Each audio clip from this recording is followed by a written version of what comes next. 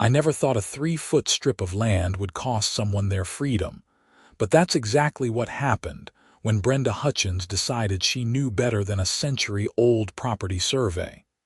My name is Nathan Kowalski, and I bought my house in Riverside, California, about 2 years ago.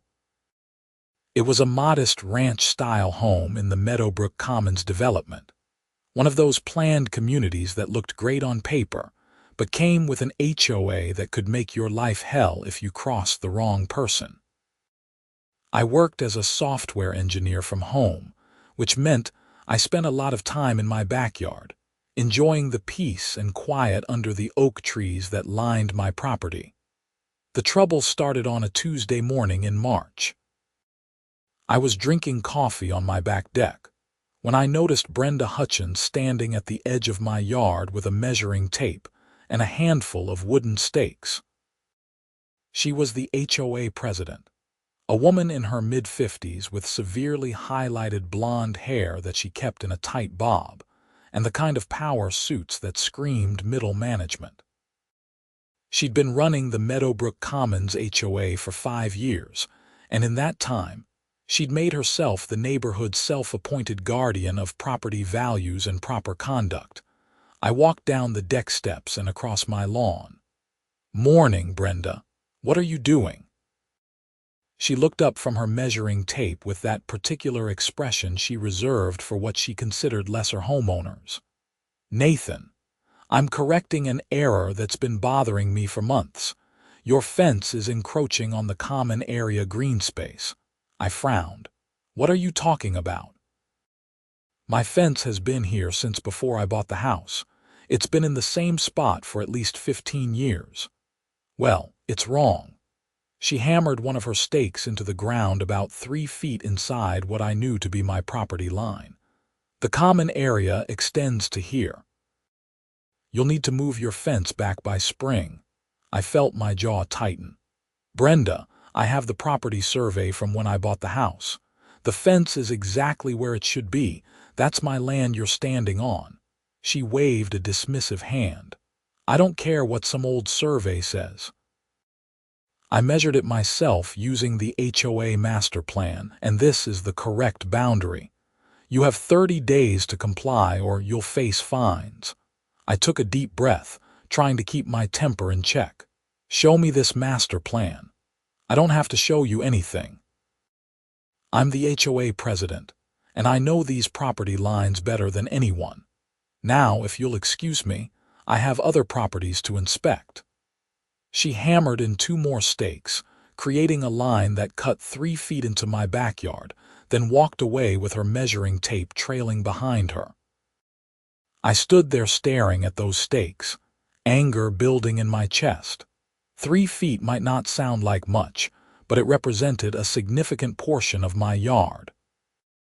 More importantly, it was my property, paid for with my mortgage, and no HOA president had the right to just redraw the lines because she felt like it. I went inside and dug out my closing documents. The survey was clear as day, professionally prepared by a licensed surveyor named Mitchell and Associates. It showed my property extending exactly to where my fence stood, with the common area beginning on the other side. I made copies of everything and drove to the HOA office, a small building at the front of the development that Brenda treated like her personal fiefdom. She was sitting behind the reception desk, typing on her computer with the fury of someone writing very important emails. "Nathan, I thought we were done talking." "We're not." I placed the survey on her desk. "This is a legal property survey from 2 years ago. My fence is exactly where it should be. Those stakes you put in are on my property." She barely glanced at it. "That survey is obviously wrong. The HOA records show something different." "Then show me the HOA records. They're confidential." "Confidential? Brenda, these are property boundaries. They're public record. You can't just declare my property line wrong and refuse to provide documentation." She stood up, her face flushing. "I've been managing this HOA for 5 years. I know every inch of this development. Your survey is wrong and that's final. Move your fence or face the consequences. I left before I said something I'd regret. That night I couldn't sleep. I kept thinking about those stakes in my yard, about Brenda's absolute certainty that she was right. Something wasn't adding up. Why would she be so adamant about 3 feet of land? What did she have to gain? The next morning, I called Mitchell and Associates, the surveying company that had done my original property survey. A friendly woman named Sarah answered and connected me to one of their lead surveyors, a man named Tom Mitchell. "Mr. Kowalski, I remember your property," Tom said. "We did a thorough survey when you purchased. Used the original plot maps from when the development was built, cross-referenced with county records. Is there a problem?" I explained the situation with Brenda and the stakes. Tom was quiet for a moment. "That's concerning," he said finally. "Property boundaries aren't something anyone should be guessing at. If your HOA president is claiming a different line, she needs to provide documentation. And honestly, if she's moved markers or stakes that represent your legal property line, that could be a serious issue." "How serious?" "Well, moving or destroying property markers is actually a felony in California. Penal Code 605.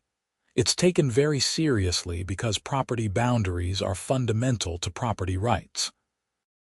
If someone deliberately moves markers to misrepresent a property line, especially for personal gain, that's criminal fraud." My heart started racing. "Wait, you're saying what she did could be criminal? If she moved existing markers, yes. If she just put in her own stakes claiming a different boundary, that's more of a civil matter. But either way, you need to establish the correct property line definitively. I can come out and do a verification survey. It would involve checking our original work, finding the property monuments and documenting everything. If there's been tampering, we'd note that in our report." "How much would that cost?" "For a verification survey, about $1,500. But given what you're describing, it might be worth it to protect yourself legally." I agreed immediately. We scheduled the survey for the following Monday. In the meantime, I decided to do some digging on my own. I went to the Riverside County Recorder's office and pulled up the original subdivision plat for Meadowbrook Commons. The plat map was dated 1998 and showed every lot boundary, every easement, and every common area. I traced my lot number with my finger and confirmed what I already knew. My property extended to exactly where my fence stood. But then, I noticed something interesting. The lot directly behind mine, on the other side of the common area, belonged to 847 Meadowbrook Drive. I looked up the current owner in the county records. The property was owned by B. Hutchins Family Trust. Brenda owned the property behind mine. Suddenly, everything made sense. If she could move my property line back 3 feet, the common area would shrink, and effectively, the usable space behind her property would expand. She wasn't trying to protect HOA interests. She was trying to steal my land to benefit herself. I felt sick. This wasn't just an overzealous HOA president. This was fraud. That weekend, I kept watching those stakes in my yard. On Saturday afternoon, I noticed Brenda in the common area behind my fence, walking the line where her fake property boundary would be. She had a notebook and was taking measurements. When she saw me watching from my deck, she gave me a tight smile and a little wave, as if we were friendly neighbors instead of adversaries in a property dispute.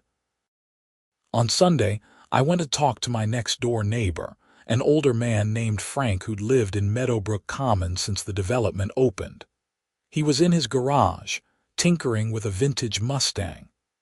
"Frank, can I ask you something about property lines?" He looked up, wiping grease from his hands. "Sure thing. What's going on?" I explained the situation with Brenda and the stakes. Frank's expression darkened. "That woman," he muttered. "I'm not surprised. She tried something similar with the Johnsons 3 years ago, claimed their shed was on common property. Turned out she was dead wrong, but they ended up moving it anyway because she made their lives miserable with fines and violations. Did anyone ever push back? Not really. Most people don't want the hassle of fighting the HOA. Brenda counts on that." He paused. "But Nathan, if you're planning to fight this, be careful. She's vindictive. I've seen her go after people for the smallest violations. Grass half an inch too tall, wrong shade of paint on a mailbox, cars parked in driveways overnight. She'll make your life hell. I have a surveyor coming Monday to verify my property line." Frank grinned. "Good. It's about time someone stood up to her. Let me know if you need anything. I've got copies of the original HOA documents from when I bought my place. Might be useful." Monday morning arrived with perfect weather, clear and sunny. Tom Mitchell showed up at 8 o'clock sharp with a younger surveyor named Kevin and a truck full of equipment. They spent the next 4 hours meticulously checking the property, using GPS equipment, measuring tools and metal detectors to find the original property monuments buried underground. I watched from my deck, drinking coffee and trying not to get my hopes up. Around 10 o'clock, Brenda pulled up in her Mercedes. She got out and marched across my lawn without permission. "What's going on here?" she demanded. Tom looked up from his equipment. "We're conducting a property survey." "You are." "I'm Brenda Hutchins, president of the Meadowbrook Commons HOA. This property line has already been established. This survey is unnecessary and a waste of money." Tom's expression remained professional.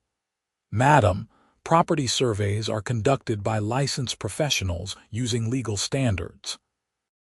If you have documentation supporting a different boundary, I'd be happy to review it." "I don't need to provide you with anything. I know where the boundary is." "Then you won't mind us verifying it professionally." Brenda's face turned red. She looked at me. "This is harassment, Nathan. I could fine you for this. For hiring a surveyor to verify my own property line." "I don't think so." She stormed off, but I noticed she didn't go far. She sat in her car at the curb watching. It would have been funny if it wasn't so disturbing. By noon, Tom and Kevin had finished. They packed up their equipment and came up to the deck where I was waiting. "Well?" I asked. Tom pulled out his tablet and showed me a digital map. "Your original survey was absolutely correct. We found all 4 corner monuments exactly where they should be. Your fence is positioned perfectly on the property line. Those stakes that were added are definitely on your property, approximately 3 feet inside your legal boundary. So Brenda was wrong. Brenda was very wrong." Tom's expression turned serious. "Nathan, there's something else. One of the property monuments, the one at the back corner nearest to the common area, had been disturbed. It looks like someone tried to move it and then gave up. There are tool marks on the concrete, and the earth around it had been recently dug up and replaced." My stomach dropped. "Someone tried to move the property monument. It appears so. We documented everything with photographs. If someone was attempting to alter your property boundary by moving the legal monuments, that's a serious crime. We're required to note this in our official report." "Could it have been something else? Maybe utility work or something?" Kevin shook his head. "There are no utility lines in that location, and the disturbance was clearly focused on the monument itself. Someone knew what they were looking for." Tom handed me a folder. "This is a copy of our report. The official version will be filed with the county by the end of the week. I've included photographs of the disturbed monument, our measurements, and a legal description confirming your property boundaries. If you need to take legal action, this report will support your case." After they left, I sat on my deck staring at the report. The photographs were damning. They clearly showed the concrete property monument with fresh tool marks and disturbed soil.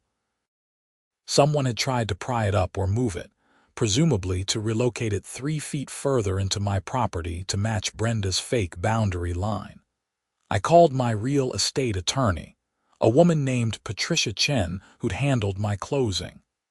I explained everything and sent her copies of the new survey report. "Nathan, this is serious," she said after reviewing the documents. "If the HOA president attempted to move a property monument, that's not just a civil matter. That's criminal tampering. You need to file a police report. The police will actually care about this." "Yes." Property fraud is taken very seriously. And if she's doing this to you, she might have done it to others. You need to document everything, keep copies of all communications, and report this officially. I spent the rest of the day psyching myself up to go to the police. It felt like such a dramatic escalation, but Patricia was right. This wasn't just a neighborhood dispute anymore. Tuesday morning, I drove to the Riverside Police Department. The officer at the front desk looked bored until I explained why I was there, then his expression sharpened. He called over a detective, a woman in her 40s named Detective Lisa Morrison. We sat in a small interview room, and I walked her through everything. Brenda's insistence that my fence was wrong, the stakes she'd placed on my property, my discovery that she owned the property behind mine, and finally, the surveyor's report showing someone had tampered with the property monument. Detective Morrison reviewed the survey report carefully, paying particular attention to the photographs of the disturbed monument. "Mr. Kowalski, do you have any direct evidence that Miss Hutchins was the one who tampered with this monument?" "No. But she's the only one who benefits from moving it, and she's been adamant about this fake property line." "I understand. Let me be clear about what we're looking at here. California Penal Code 605 makes it a felony to intentionally remove, alter, or destroy a property monument. The punishment can be up to 3 years in state prison. This isn't something we take lightly, but I need more than circumstantial evidence to pursue criminal charges." My heart sank. "So there's nothing you can do?" "I didn't say that." She leaned forward. "I'm going to open an investigation. I'll interview Miss Hutchins, inspect the property myself, and see if there are any other complaints about her. If she's been doing this to multiple properties, that establishes a pattern. In the meantime, I need you to document everything. Every interaction, every email, every HOA notice." "Can you do that?" "Yes, absolutely." "Good, and Mr. Kowalski, don't confront her about this. Let us handle it. If she realizes she's under investigation, she might destroy evidence." I agreed and left the police station feeling both hopeful and anxious. The wheels of justice were turning, but slowly. That afternoon, I found an official HOA violation notice taped to my front door. It was from Brenda, naturally, citing me for unauthorized construction activity because of the survey work. The fine was $500, with an additional $50 per day until the violation was corrected. It was pure retaliation, and we both knew it. I scanned the notice and emailed it to Patricia. She called me within 10 minutes. "This is blatant retaliation. You have every right to survey your own property. Don't pay this fine. I'm going to send a letter to the HOA board on your behalf, explaining the situation and putting them on notice that their president is engaged in potentially criminal conduct. Won't that make things worse?" "Nathan, things are already bad. Right now, we need to establish a clear legal record. Trust me." The next few days were tense. I kept expecting Brenda to show up at my door, but she stayed away. I did see her driving slowly past my house several times, though, her face tight with anger behind the windshield. On Friday, Detective Morrison called. "Mr. Kowalski, I've been doing some digging. I spoke with several other homeowners in Meadowbrook Commons. 3 of them reported similar issues, with Miss Hutchins claiming their property boundaries were wrong. In each case, the disputed area would have expanded the common area in ways that would benefit properties owned by either Miss Hutchins or her close associates on the HOA board. So it's a pattern. It appears so. I also pulled permits and records from the county. Miss Hutchins applied for a permit last year to build an addition onto her property at 847 Meadowbrook Drive.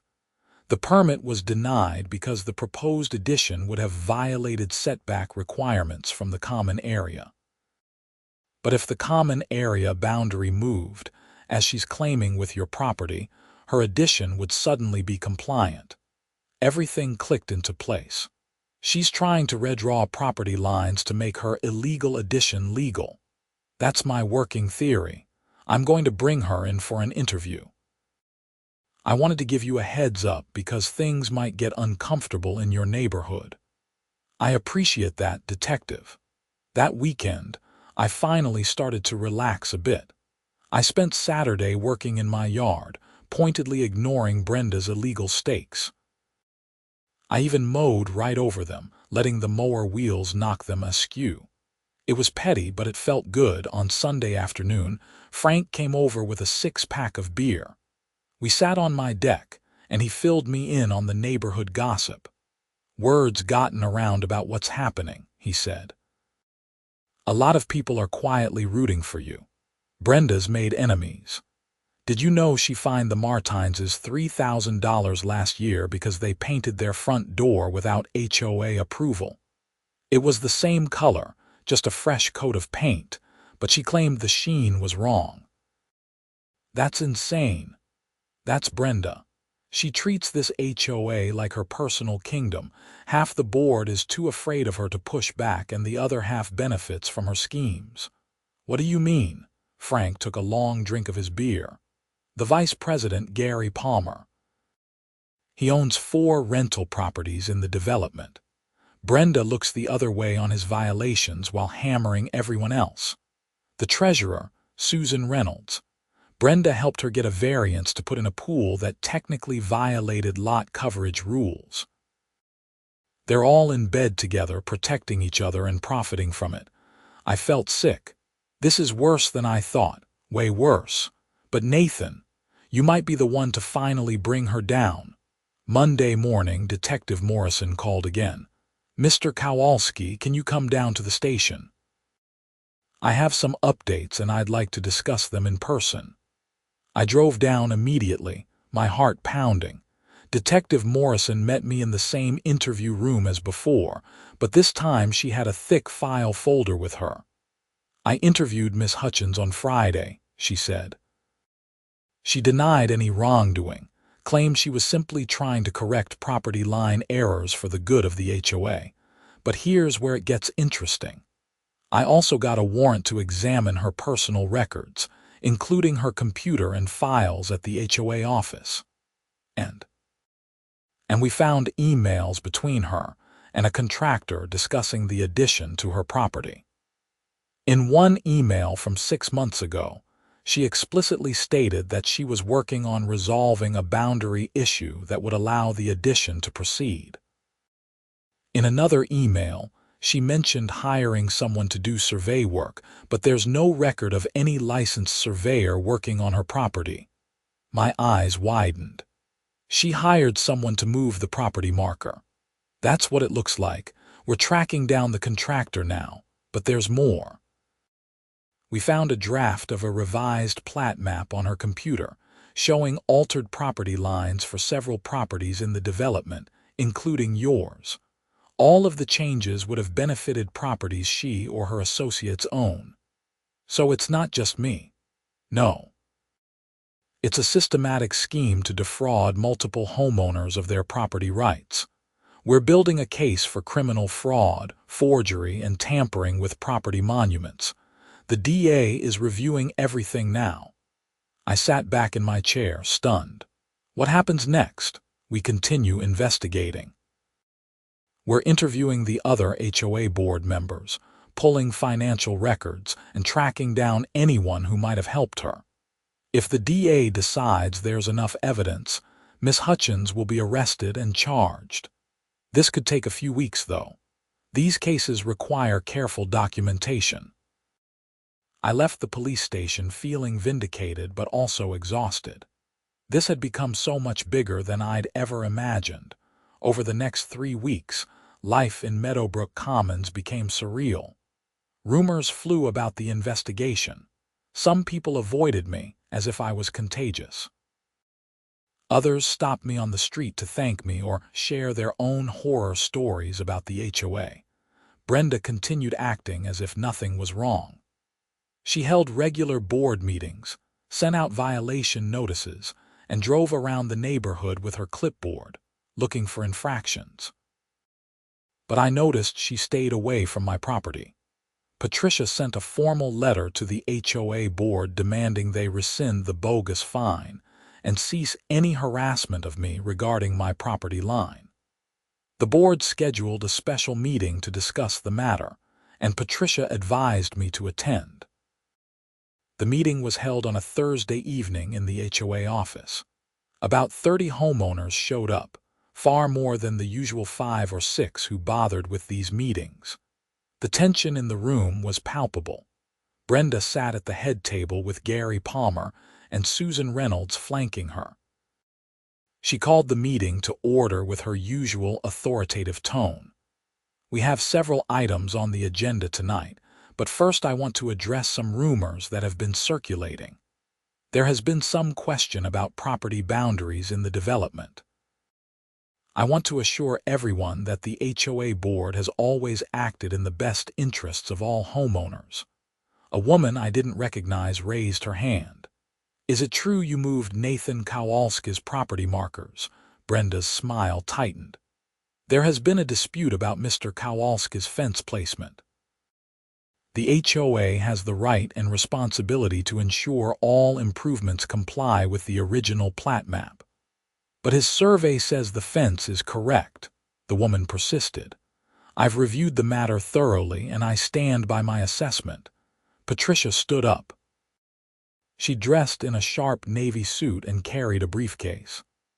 "Miss Hutchins, I'm Patricia Chen, Mr. Kowalski's attorney. I have in my possession a certified property survey conducted by Mitchell & Associates, a licensed surveying firm. This survey definitively establishes that my client's fence is correctly positioned on his legal property line. The survey also documents evidence of tampering with a property monument. Are you aware that tampering with property monuments is a felony under California law?" The room went dead silent.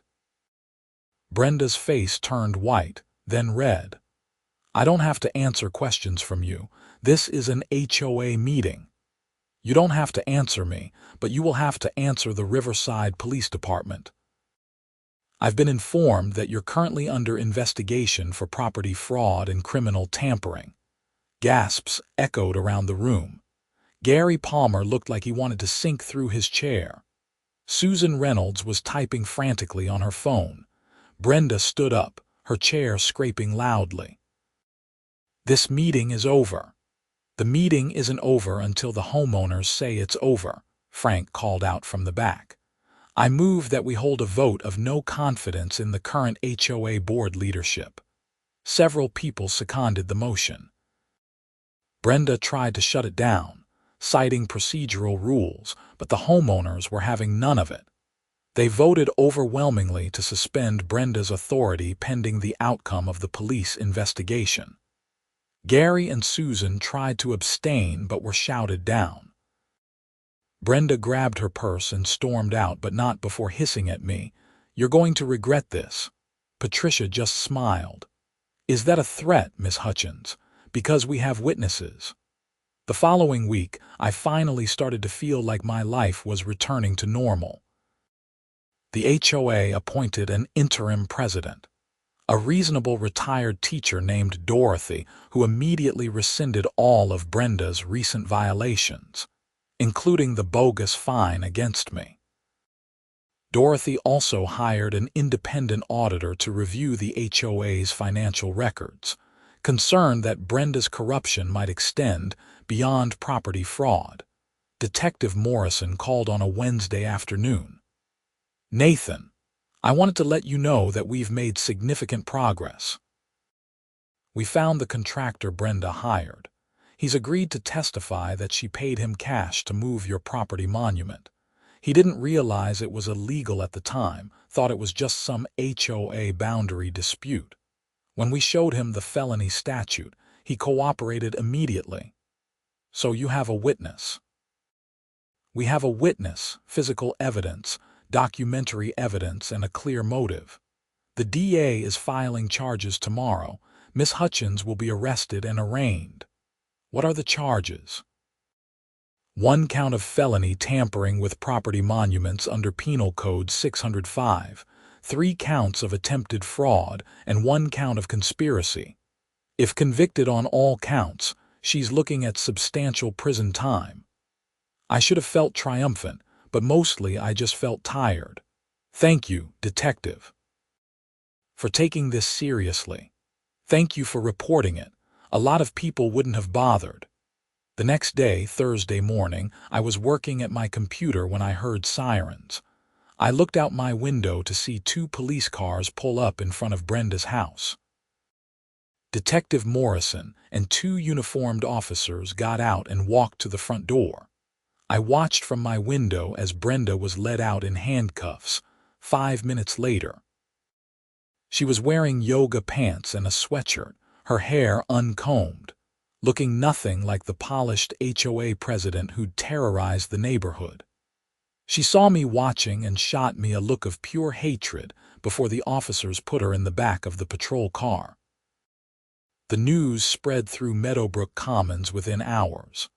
By that afternoon, my doorbell was ringing constantly with neighbors wanting to know what happened. Frank came over with another 6-pack, and we ended up having an impromptu celebration on my deck. "You did it," Frank said, clinking his beer bottle against mine. "You actually brought her down." "I just wanted to keep my property," I said. "I never meant for all this to happen. But it needed to happen. She was a criminal, Nathan. She was stealing from all of us bit by bit. You stopped her."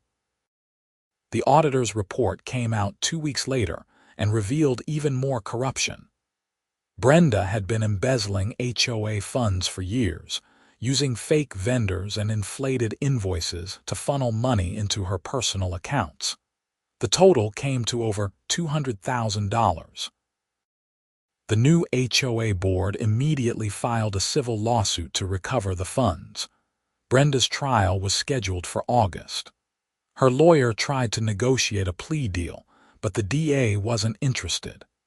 The evidence was overwhelming, and the state wanted to send a message that property fraud wouldn't be tolerated. I attended the trial when I could, though Patricia advised me that my testimony would be crucial. When I finally took the stand, I told my story simply and honestly. I explained about finding the stakes on my property, hiring the surveyor, discovering the tampered monument, and learning about Brenda's scheme. The defense attorney tried to paint me as vindictive, someone with a grudge against HOA leadership, but it didn't stick. The contractor testified about being paid to move the monument. The surveyor testified about the physical evidence. Other homeowners testified about Brenda's pattern of behavior. The jury deliberated for less than 4 hours. They found Brenda guilty on all counts. At sentencing, the judge was stern.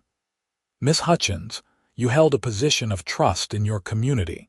Instead of serving your neighbors, you exploited them for personal gain. You attempted to steal land, you tampered with legal property markers, and you committed fraud on a systematic basis. This court takes such violations of trust very seriously." Brenda was sentenced to 3 years in state prison for the property monument tampering, plus consecutive sentences for the fraud charges, totaling 5 years. She was also ordered to pay full restitution for the embezzled HOA funds and my legal expenses, As the bailiff led her away, Brenda didn't look at anyone. She just stared straight ahead, her face blank. After the trial, life in Meadowbrook Commons slowly returned to normal. The HOA elected a new board, implemented new oversight procedures, and established clear processes for handling disputes. Dorothy stayed on as president and proved to be fair and reasonable. I kept my fence exactly where it was, on my legal property line. I pulled up Brenda's stakes and threw them away, then planted a small garden in that 3-foot strip she tried to steal. Every time I watered those plants, I thought about how close she'd come to getting away with it. Frank and I became good friends. We had a standing Sunday afternoon beer session on my deck, where we'd talk about everything except HOA politics. The other neighbors gradually relaxed, no longer living in fear of arbitrary fines and violations. One Saturday afternoon in November, about 8 months after everything started, I was raking leaves in my yard when a car pulled up. A young couple got out and stood looking at Brenda's old house, which had been foreclosed and put up for sale to pay her legal debts. "Excuse me," the woman called. "Do you live here? What's the neighborhood like?" I leaned on my rake and smiled. "It's actually pretty great. The HOA is reasonable, the neighbors are friendly, and everyone respects property lines." "That's good to hear. We've heard horror stories about HOAs." "Yeah," I said, "so have I." But this one learned its lesson. They bought the house a month later. I helped them move in and I told them the whole story over pizza that evening. They listened with wide eyes, alternating between shock and laughter. "So she went to prison over 3 feet of land?" the husband asked. "She went to prison for being a criminal," I corrected. "The 3 feet was just where she got caught."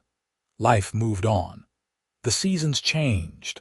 My garden flourished in that disputed strip of land, producing tomatoes and peppers and herbs. I worked, I relaxed. I enjoyed my home without looking over my shoulder for violation notices. Sometimes I thought about Brenda, sitting in a prison cell, and wondered if she understood what she'd lost. She'd had a nice life, a good home, respect in the community. She'd thrown it all away because 3 feet of land stood between her and an addition she wanted. It was hard to comprehend that level of greed and stupidity. Patricia called one last time in December to let me know that Brenda's appeals had been denied. The conviction was final. She'd serve her full sentence, minus time for good behavior. "How do you feel about all this?" Patricia asked. I thought about it. Relieved, mostly, and grateful it's over. I just wanted to live in my house without someone trying to steal from me. "Well, you can do that now. And you've made your whole neighborhood safer in the process." After we hung up, I went out to my deck with a beer and looked at my yard. The fence stood straight and true on my property line, just as it always had. The garden beds were mulched for winter. The oak trees swayed in the breeze. It was a perfect evening, and it was all mine, every legal inch of it. Frank came over later, and we sat on the deck as the sun set, talking about nothing important. At one point he raised his beer bottle. "To property rights," he said. "To property rights," I echoed. We clinked bottles and drank, and I felt something I hadn't felt in months, completely at peace in my own home. The whole ordeal had taught me some valuable lessons. First, that standing up for yourself matters, even when it's intimidating. Second, that corruption thrives when good people stay silent. And third, that property boundaries aren't just lines on a map. They're the foundation of our rights as homeowners, and they are worth defending. I never regretted hiring that surveyor or filing that police report.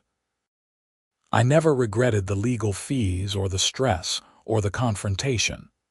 Because at the end of the day, Brenda Hutchins tried to steal from me, and she tried to steal from my neighbors, and she needed to be stopped.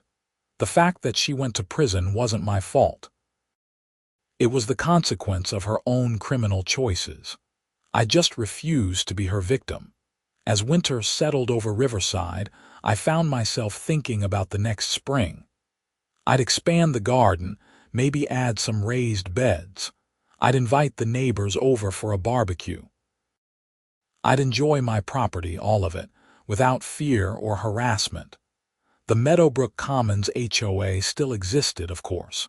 HOAs aren't inherently evil, despite their reputation.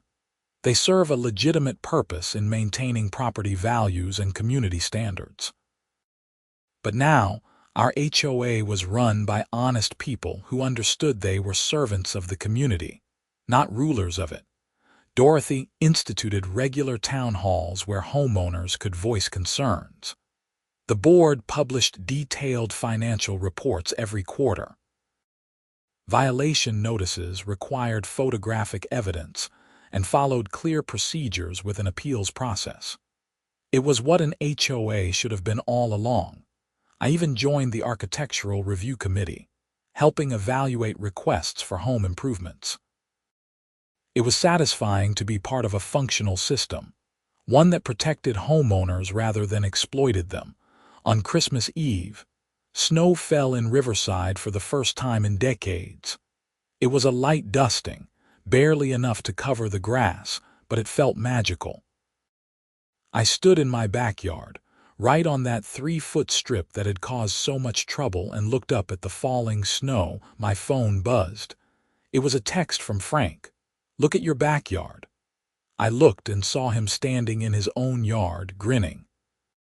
He'd built a snowman, barely 8 inches tall, right on his property line. I laughed and texted back, "That's the smallest snowman I've ever seen." Best I could do with California snow. "Merry Christmas, neighbor." "Merry Christmas, Frank." I went inside and made hot chocolate, feeling grateful. Grateful for friends like Frank, for lawyers like Patricia, for detectives like Morrison who took property crimes seriously. Grateful for surveyors who did their jobs with precision and integrity. Grateful for a justice system that, despite its flaws, had worked exactly as it should. But mostly, I was grateful that I'd stood my ground. That when Brenda Hutchins had hammered those stakes into my property and told me to move my fence, I'd said no.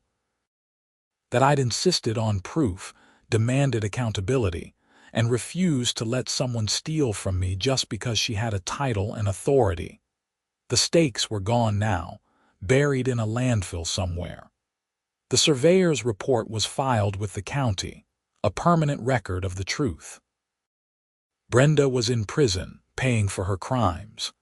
And I was home, safe and secure in the knowledge that my property was mine, protected by law and defended by my own willingness to fight for what was right.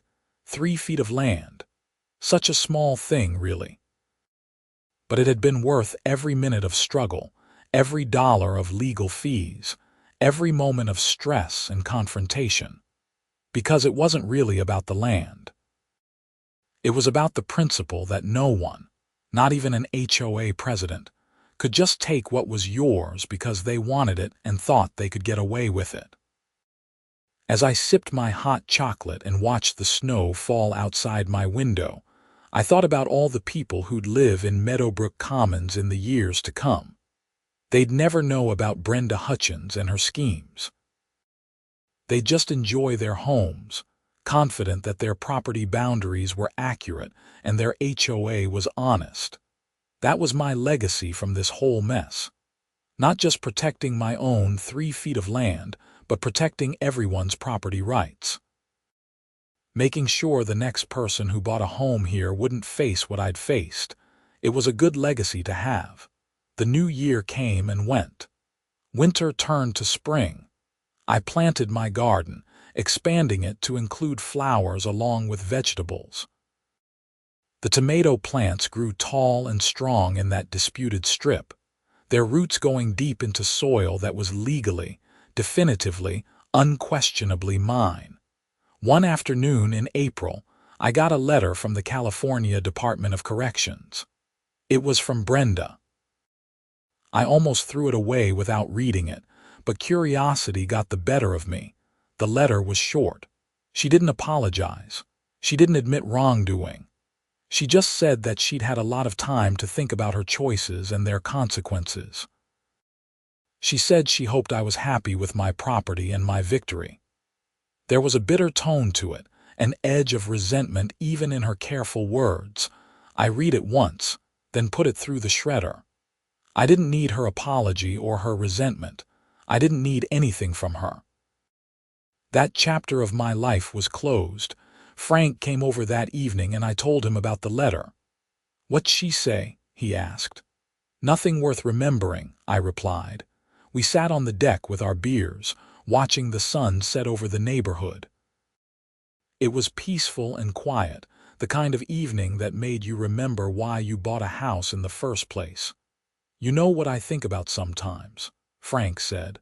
"What would have happened if you hadn't fought back, if you just moved your fence like she wanted?" I thought about it. She would have gotten away with it. Then she would have done it to someone else and someone else, until the whole development was carved up to benefit her and her friends. Exactly. You saved this place, Nathan. I just refuse to be a victim. "That's what saving a place looks like," Frank said. "One person saying no when everyone else is too tired or scared to fight." We finished our beers as darkness fell. Lights came on in houses throughout the neighborhood. Dogs barked. Children played. Life continued, normal and peaceful, in a community that had faced its corruption and survived. I went inside eventually and got ready for bed. As I brushed my teeth, I looked out the bathroom window at my backyard. The fence stood straight in the moonlight. The garden beds were dark rectangles of rich soil. Everything was exactly as it should be, exactly where it belonged. I thought about that Tuesday morning when I'd first seen Brenda with her stakes and measuring tape, how angry and helpless I'd felt. If someone had told me then that it would end with her in prison and me at peace, I'm not sure I would have believed it. But that's how it had ended. Justice, slow and imperfect, but justice nonetheless. I turned off the light and went to bed, sleeping soundly in my home, on my property, behind my correctly positioned fence, secure in the knowledge that no one could take any of it away from me. And in the morning, I'd wake up and make coffee and sit on my deck, looking out at my yard, all of it mine, earned and defended and protected by law, 3 feet of land. It seemed like such a small thing, but it had been everything.